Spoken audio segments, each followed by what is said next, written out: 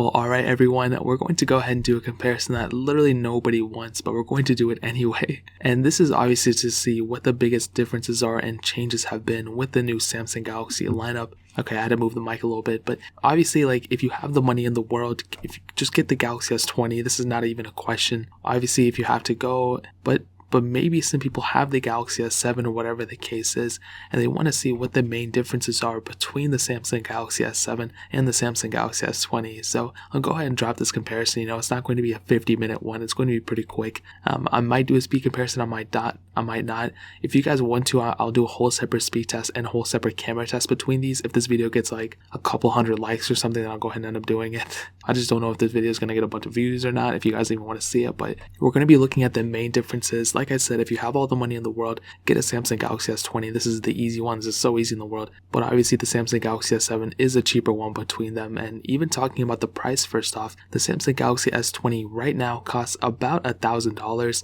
I got mine for that price, a little bit less actually. I got a $100 rebate kind of thing. It was like I was able to purchase something on their website for $100. I wasn't able to actually use it for the price of this phone, but I guess it's okay, whatever. So that phone is $1,000. It's the brand newest phone you can buy from Samsung, and that's a lot of money to spend on a phone, honestly, where the Samsung Galaxy S7 costs about $130 something dollars. Like on Amazon, that's a very cheap price to pay for it. It's a pretty good phone, I guess, for what it is. It's really not that good nowadays. I've already done a still worth it video on it for 2020. I think it gets the job done, but really other than that, I mean, it's like a very basic phone. So that costs $130, right? And I'll just go ahead and tell you right now, I would probably not recommend going lower than a Galaxy S8. That phone you can get for like $200 something.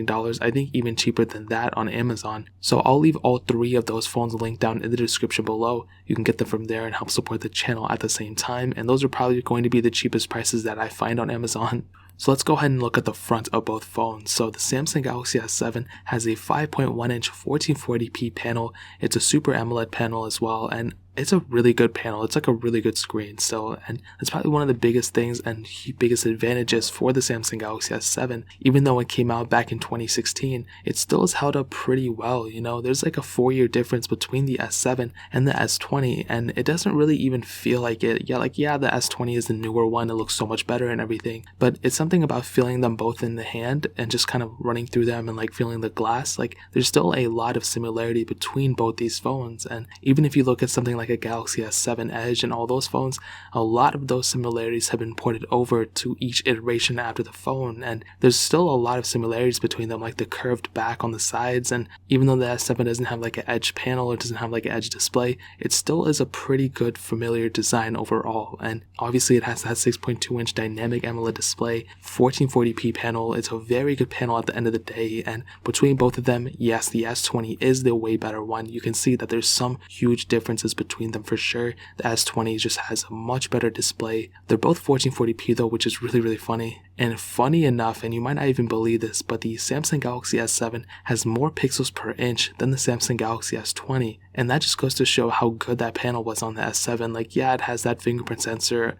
with the home button on the front. It looks super outdated and everything, but the hardware is there. The phone still feels very good, and so does the S20. They both feel like very good designs at the end of the day. The S20 does have that really cool feature of having that 120Hz refresh rate on that display, which is seriously some really cool action. That's one of my favorite features about the S20, and I feel like a lot more people are starting to talk about it again. I remember when it came out, a ton of people were talking about it, then they stopped doing it, but that is seriously one of the coolest features about that phone for sure. The S20 has a USB Type-C port on the bottom. The S7 has a micro USB port. The S7 also has a headphone jack where the S20 does not. On the back, you can see a single camera setup on the S7, where the Galaxy S20 has a triple camera setup, and both have glass backs, both have wireless charging. And at the end of the day, both phones still feel very good for sure. They both have micro SD card slots as well, which is really cool. And they also have IP68 dust and water resistance. They both have the exact same dust and water resistance. They can go up to 1.5 meters of water for 30 minutes, and that's a really cool feature for both of them. So you can splash a little bit of water on it and be set. And in terms of the outside, that's really it. One doesn't really blow the other one out of the water,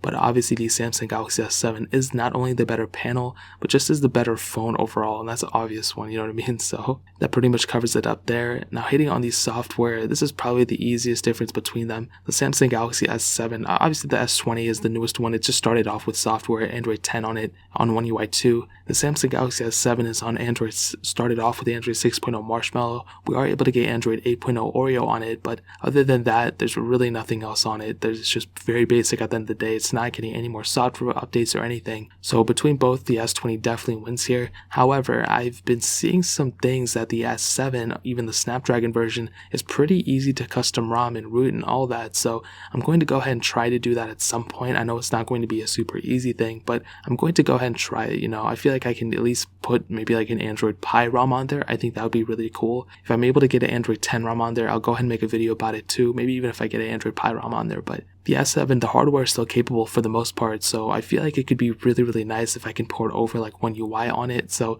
I'll go ahead and see if there's any custom ROMs out there, if I'm even able to root it and go from there. But in terms of stock software, the S7 is completely outdated, but I might be able to custom ROM it, and if I am able to, I feel like that'd be a really cool thing to note in this video. So I'll take a rain check on that, and I'll show you guys later. But the Samsung Galaxy, and I don't even know if there was a Snapdragon version of the S7 now that I'm looking at these specs, but the S7 has the Exynos Octa chipset and octa-core CPU, and there's two different models of this S7. There's the 32 and 64 gig models, and both those models have 4 gigabytes of RAM. But the Samsung Galaxy S20 has the Qualcomm Snapdragon 865 chipset, an octa-core CPU, and Adreno 650 GPU, and there's only one model of the S20 with 12 gigabytes of RAM. And what I can tell you about the performance of this phone is, at least for the starting off with the S7, it's not a horrible performing phone in 2020. I put a launcher on it, so it kind of makes it seem like a little bit better, but for the most part, it's pretty outdated. I think it's pretty obvious that this phone is completely outdated. It's okay for the most part. Like I said, if you need to get a couple things done here and there, I can see you being pretty okay with it.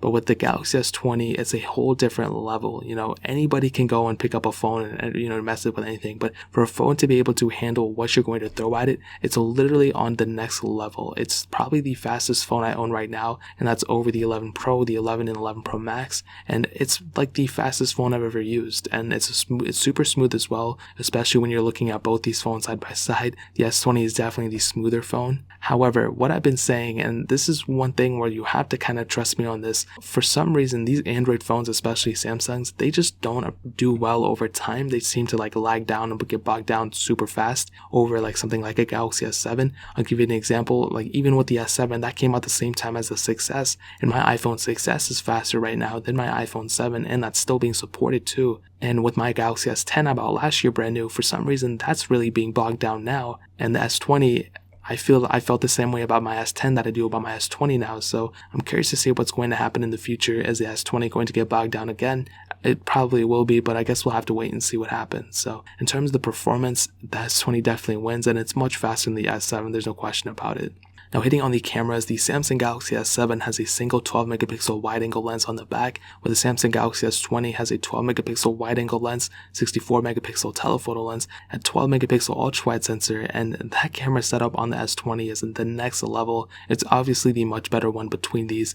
There's really no reason why the S7 would win in any category here. The S7's camera is good, you can shoot 4K videos at 30 frames on it, but other than that, the Samsung Galaxy S20 wins in every single way. The coolest thing about the S20 is that you have the ability to shoot 8K videos on that thing, which I don't even know of any other phone that can do that. Like, that's seriously one of the cooler features ever, and you have that capability on the Samsung Galaxy S20 where you don't have that on the Samsung Galaxy S7. So that's definitely an awesome feature. I love Samsung for putting that on this phone, and Samsung cameras have always been pretty good. The S7 had a pretty decent camera too, but the S20 is definitely on another level. You can even shoot 4K videos at 60 frames per second on the front camera of the S20, where you can't do that on the S7. So that really pretty much covers it up there. Now ending it off with the battery life, the Samsung Galaxy S7 had a 3000 mAh battery, which actually wasn't that bad. Like, that's not a bad battery life. Obviously it's depreciated since then. It's not at that full 3000. It's probably at like 2200 or something like that. But the Samsung Galaxy S20 has a 4000 mAh battery in it, and you have a wireless charging on both phones, but you have reverse wireless charging on the Samsung Galaxy S20. So even if the battery life was worse on the S20, which it's not, the battery life is better,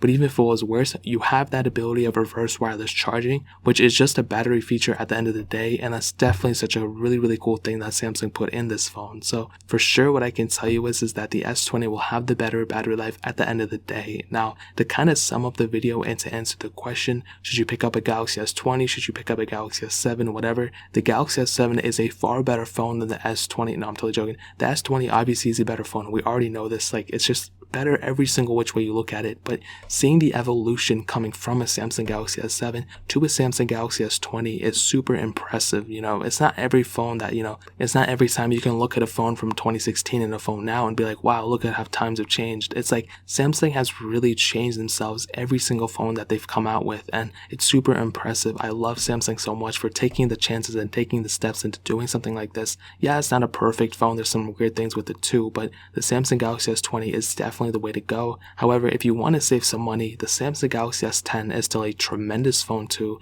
I would 100% recommend picking that phone up too, and you can pick that one up from Amazon for like half the price as the Samsung Galaxy S20. So I'll leave the S20, S10, S8, and S7 linked down in the description below. I won't even link an S7. I won't even link an S8. I'll just link the S20 and S10. I'll leave the S8 down there too, but I'll leave all those phones linked down in the description. Get them from there for the cheapest prices, but that's pretty much it. If you guys have any other questions or anything, leave it down in the comment section below. Hit the like button, that would mean so much, but definitely hit that subscribe button. Every single subscriber that we get really does count, so it means so much if you guys could hit that. Also, check out the other links down in the description as well. My Twitter, my Instagram, my second channel, all those links are linked down below. I'd really appreciate it if you guys could check it out. More importantly than everything else, I love every single one of you guys. Hopefully I'll catch you guys in the next video. Peace out till then.